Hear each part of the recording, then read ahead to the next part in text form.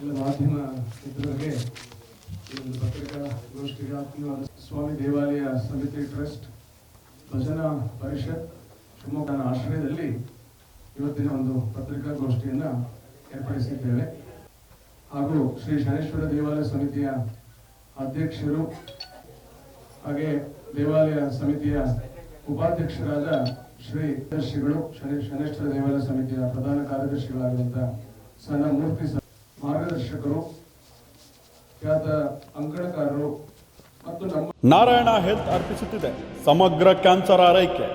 ಈಗ ಶಿವಮೊಗ್ಗದ ಸಹ್ಯಾದ್ರಿ ನಾರಾಯಣ ಆಸ್ಪತ್ರೆಯಲ್ಲಿ ನಮ್ಮ ವಿಶೇಷತೆಗಳು: surgical oncology, medical oncology, radiation oncology.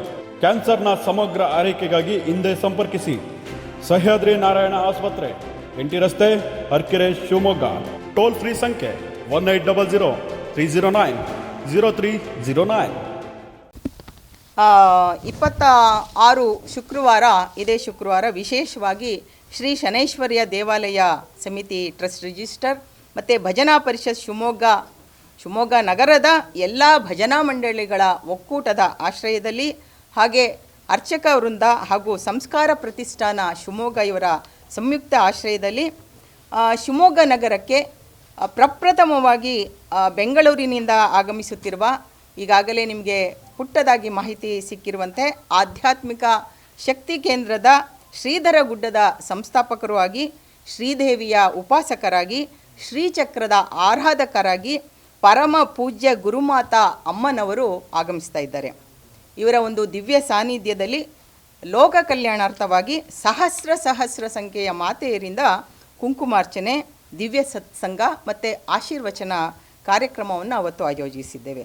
ಈ ಕಾರ್ಯಕ್ರಮ ಬರುವ 26/7/24 ಶುಕ್ರವಾರ ಬೆಳಗ್ಗೆ ಸರಿಯಾಗಿ 9:30ಕ್ಕೆ ಆರಂಭ ಆಗ್ತದೆ. ನಂತರ ಭಜನಾ ಪರಿಷತ್ತಿನ ಅಧ್ಯಕ್ಷರು, ಶ್ರೀ ಶನೈಶ್ವರ್ಯ ಸ್ವಾಮಿ ದೇವಾಲಯದ ಪ್ರಧಾನ ಅರ್ಚಕರು ಆದಂತಹ ನಮ್ಮೆಲ್ಲರ ನೆಚ್ಚಿನ ಮಹಾಪಂಡಿತರು ಆದಂತಹ ವೇದಬ್ರಹ್ಮ ಶ್ರೀ ವಿನಾಯಕ ಬಾಯರಿಯವರ ಒಂದು ನೇತೃತ್ವದಲ್ಲಿ ಗಣಪತಿ ಪೂಜೆ, ಕುಲದೇವರ ಪ್ರಾರ್ಥನೆ, ಸಾಮೂಹಿಕ ಸಂಕಲ್ಪ, ಶ್ರೀಚಕ್ರ ಪೂಜೆ, ಶ್ರೀ ಲಲಿತಾ ಸಹಸ್ರನಾಮ ಕುಂಕುಮಾರ್ಚನೆ ಪ್ರಾರಂಭ ಆಗ್ತದೆ. ಆ ನಂತರ ವಿದ್ವಾನ್ ಹಂದಲಸು ವಾಸುದೇವ ಭಟ್ಟರಿಂದ, ಅವರು ಪ್ರಸಿದ್ಧ ವಾಗ್ಮಿಗಳು, ಆಧ್ಯಾತ್ಮಿಕ ಚಿಂತಕರು, ಪ್ರಖಂಡ ಪಂಡಿತರು ಕೂಡ ಆಗಿರುವುದು ನಿಮಗೆಲ್ಲರಿಗೂ ತಿಳಿದಿದೆ.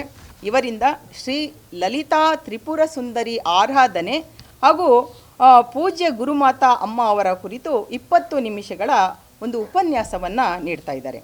ಈ ಕಾರ್ಯಕ್ರಮದಲ್ಲಿ ಭಜನಾ ಮಂಡಳಿ ಅಧ್ಯಕ್ಷರು, ಭಜನಾ ಪರಿಷತ್ತಿನ ಕಾರ್ಯದರ್ಶಿಗಳಾದ ನಮ್ಮೂರ ಎಲ್ಲ ಮಾತೆಯರ ಪ್ರೀತಿಯ ಮಗನಾದ ಶ್ರೀ ಶಬರೀಶ್ ಕಣ್ಣನವರ ನೇತೃತ್ವದಲ್ಲಿ ಒಂದು ದಿವ್ಯ ಸತ್ಸಂಗ ಕೂಡ ಅವತ್ತು ನೆರವೇರುತ್ತೆ.